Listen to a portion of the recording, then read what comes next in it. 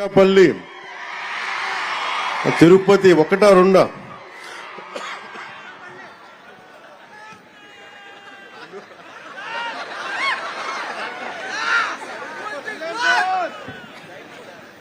ఈరోజు ఇలాంటి పండగ వాతావరణం సందర్భంలో ఒక వ్యక్తి లోటు బలంగా తెలుస్తుంది. సోదరులు గౌరవ మంత్రివర్యులు, ఐటీ మంత్రివర్యులు శ్రీ నారా లోకేష్ గారు లేని లోటు చాలా బలంగా తెలుస్తూ ఉంది.